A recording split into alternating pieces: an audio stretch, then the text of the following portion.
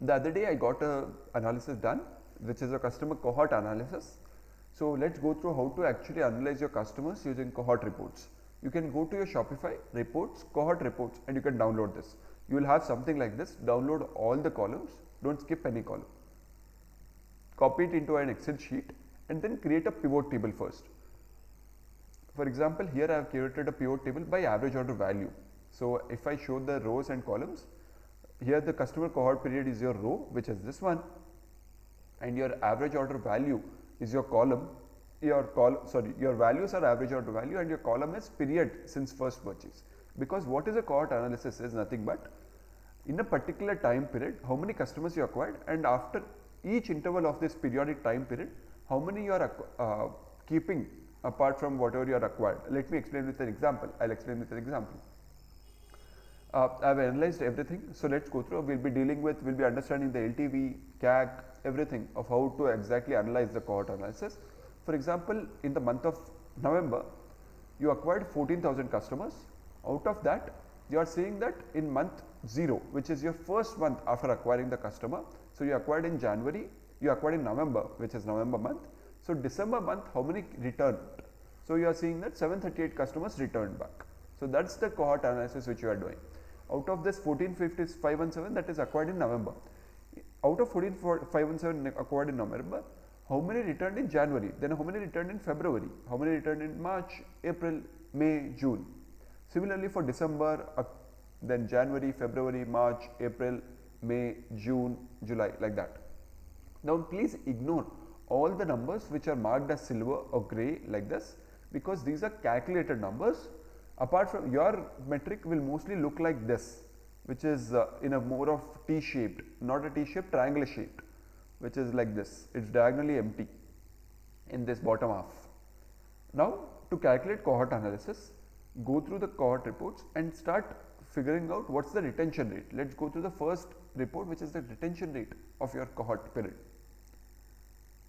So retention period is calculated by equals how many people you acquired in that period and how many people you have in that month.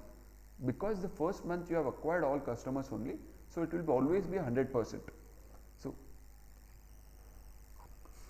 So the first period of retention will be 100% always. You will be dividing 14,517 by 14,517. Next, it will be, you are dividing how many customers you retained in December, which you have acquired in November, and then how many did you totally acquire in that cohort size, which is November here. So C3 by B3. Similarly, month 1, which is usually January. January, how many customers retained, out of them how many were acquired in the month of November. Similarly, in the month of February, March, like this will shape into percentage. So 100% of customers you acquired on November, 5% of them returned, 4% of them returned in this, 5% of them returned in December, 4% in January, 2% in February. This is your retention marketing. You can understand right now that, okay, which particular cohort, which is in November, December, which had highest retention rate. For example, if I see it here, it's mostly November only which has the highest retention rate for the first month after acquiring, which is usually called month 0. Now next, we calculate, we create a pivot table for AOV. Here there is no calculation involved. You just have to create a pivot table using the, instead of we were using total customers acquired, this time we are using average number of orders as a pivot table. So the pivot table looks something like this, where you have customer cohort period as row, period since first purchase again as column, while in the value section you have average order value instead of total number of customers. Then this will once again be triangle shaped. You can ignore all the numbers which are being shown in the gray area, which is mostly that is being a calculation of what we are doing a forecasting here. I'll explain that also. Next, once you have calculated the AOV, you can start calculating the LTV of each customer cohort. For example, in November, you acquired 14,517 customer. How valuable is it? You multiply the number of customers acquired into the AOV of that customer in that month. That will give you the how valuable those customers are, which is the value they have generated is 49 lakh. Similarly, for the same cohort period, in the month of December, of how many of them retained and what's the AOV. So 350 is the AOV of this customer acquired in November, and how many of them retained? It's 611. So that is how you need to multiply it. I think I made a mistake here. It is not D3, it's actually D2, because you are multiplying, you are actually multiplying C2. You are seeing the C2, okay, it's C2.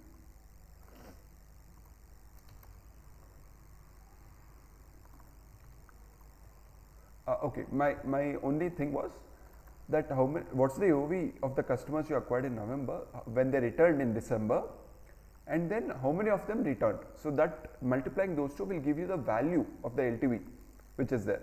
Similarly, you can extend for all the periods and all the months. Then you can calculate LTV growth of each customer. For example, you can see that 100% of the customers, which is the value generated, will be in November, while in December you have a growth of 104%, which means 49 lakh plus 2 lakh additionally they have generated in December. Then in January they have generated additional 95,000, and in February they have generated additional 62. So that all adds up. From 100% it goes to 104, 106. How do you calculate this? You multiply, you first sum up this, which is your November plus your December, then divide by total number in November. That gives you 104%. For January, you sum from November to January, that's the value generated in the 3 months, by the initial value generated in November, which is 49 lakh. So that way you can calculate the LTV growth.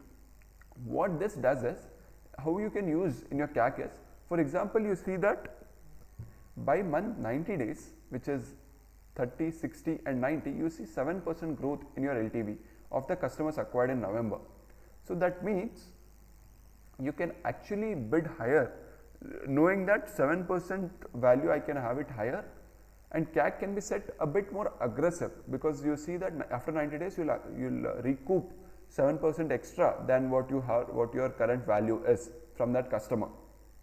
That way you can bid aggressive, and everyone knows the one who bids highest for the customer usually wins the auction and wins the customer also in the end.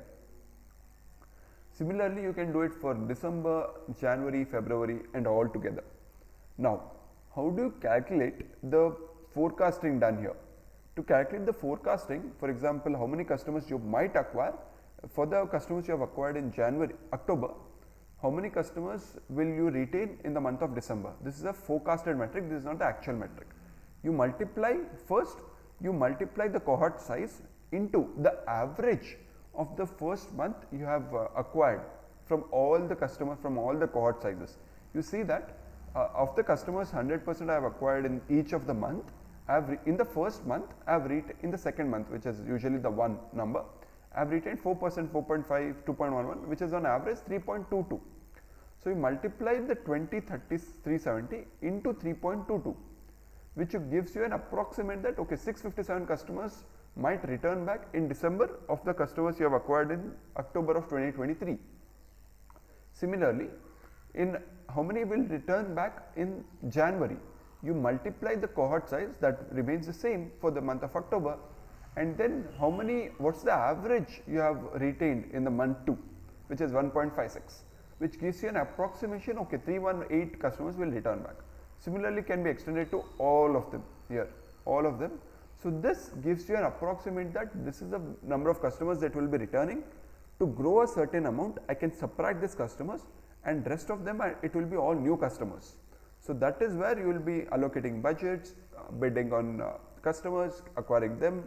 So that way you have a more streamlined inventory planning and also streamlined growth planning for your marketing team.